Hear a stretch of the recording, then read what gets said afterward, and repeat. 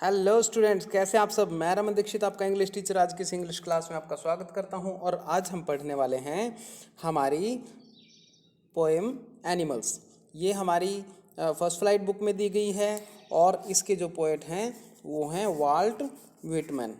तो dear students, volt Whitman क्या कहते हैं कि जो ह्यूमन है, जो ह्यूमन बीइंग है, जो मैन हैं और जो एनिमल्स हैं, वो क्या करते हैं कि भी उनमें कंपेयर करते हैं, दोनों को कंपेयर करते हैं कि भी इनमें क्या डिफरेंस हैं। ठीक है, तो वो कहते हैं कि भी एनिमल्स जो हैं वो ह्यूमन बीइंग से बेटर हैं। क्यों? क्योंकि उसके लिए वो बहुत सारी हमें बातें बताते हैं और पोएट को ये भी लगता है, खुद को ये लगता है पोएट को कि भी वो जो है ना उनमें सिमिलैरिटी है, मतलब उनमें और एनिमल्स में सेम थिंग्स हैं, बहुत सारी सिमिलैरिटीज हैं।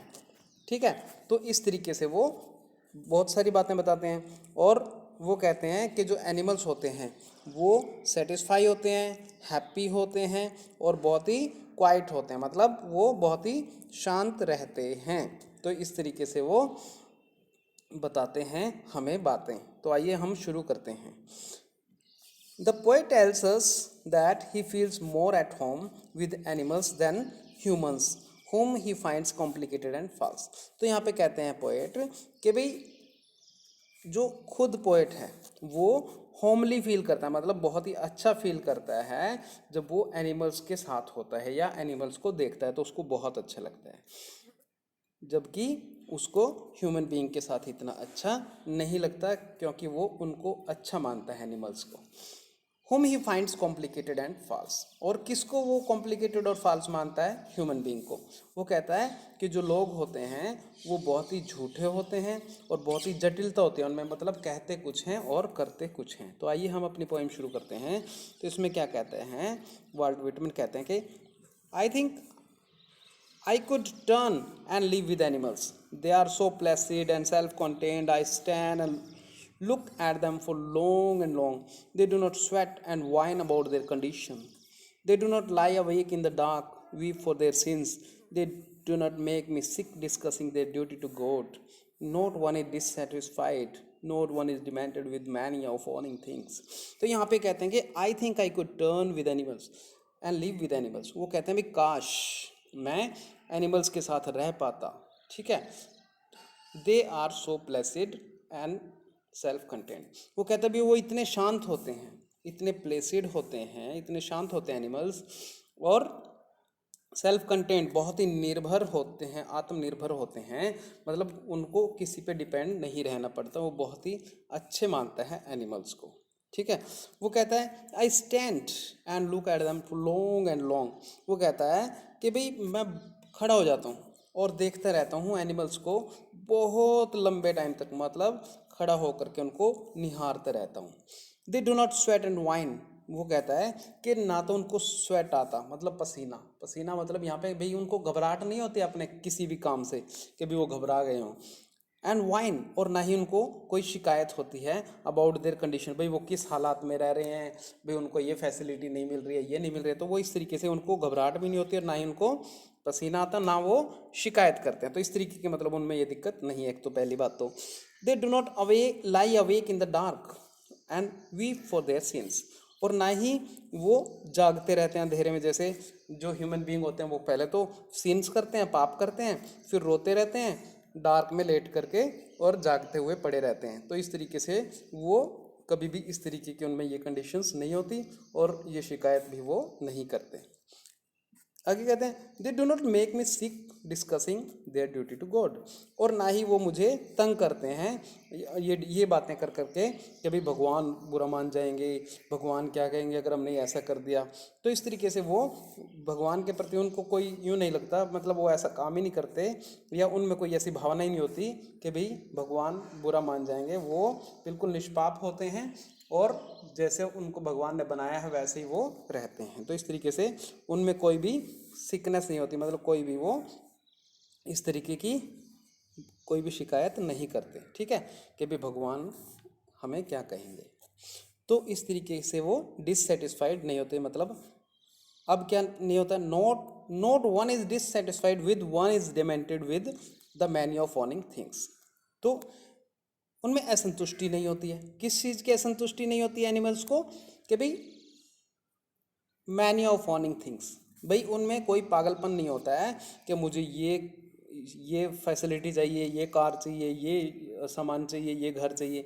तो जिस तरीके से ह्यूमन बीइंग में होता है ये पागलपन, भाई वो, और उसके लिए वो डेमेंटेड नहीं होते, मतलब वो किसी भी प्रकार का कोई भी दुख प्रकट नहीं करते, कोई पागलपन नहीं होता उनमें बिल्कुल भी, इस तरीके से कुछ भी वो नहीं करते हैं। इस तरीके से आगे क्या होता है कि भाई not one kneels to another, not one kneels to another, nor to his kind that lived thousands of years ago। भाई किसी भी एनिमल को एक दूसरे के सामने नील नहीं करना पड़ता, मतलब झुकना नहीं पड़ता है। क्यों नहीं झुकना पड़ता है? क्योंकि उनको मतलब अपने अगर कोई काम कर देते हैं सॉरी फील नहीं करना पड़ता, उनको माफ़ी मांगने की ज़रूरत नहीं है।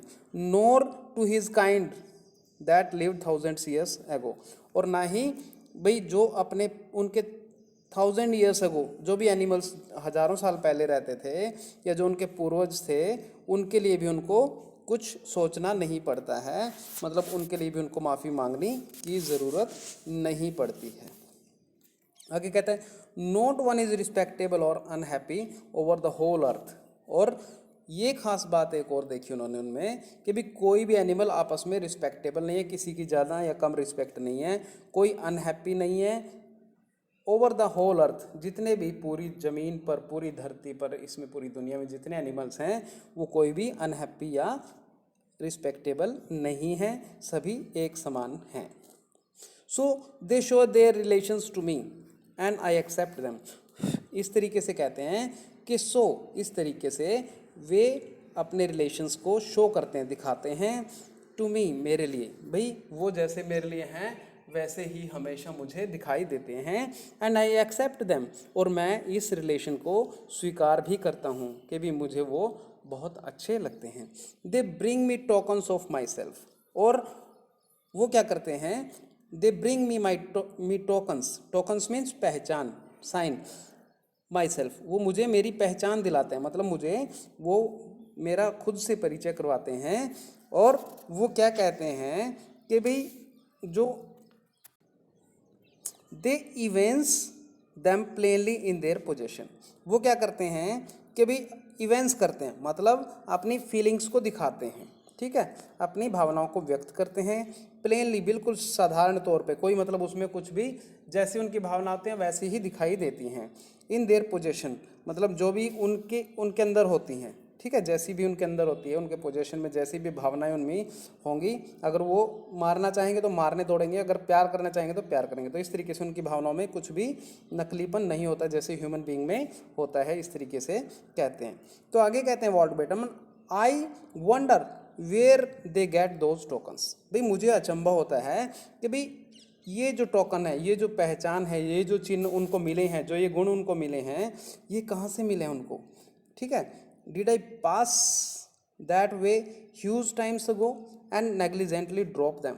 तो यहाँ पे वो कहता है कि भाई क्या मेरे अंदर भी ये गुण थे और मैंने उनको बहुत ही टाइम पहले उनको पास कर दिया था, नेग्लिजेंटली ड्रॉप दैम, और या फिर उनको अनदेखा करके उनको छोड़ दिया था। इस तरीके से वो कहता है कि भाई ये गुण तो मेरे अंदर भी थे, ये कहाँ चले गए मेरे अंदर से, क्या मैंने उनको ड्रॉप कर दिया नेग्लिजेंट करके, मतलब उनको अनदेखा करके, क्या मैंने उनको छोड़ दिया, ड्रॉप कर दिया है, ये बहुत टाइम पहले क्या मैं इन चीज़ों को छोड़ चुका हूँ। इस तरीके से डियर स्टूडेंट्स, अगर आपको कोई प्रॉब्लम हो तो कमेंट बॉक्स में लिख देना, मैं आपका रिप्लाई कर दूंगा, ठीक है बच्चों। Thank you, bye.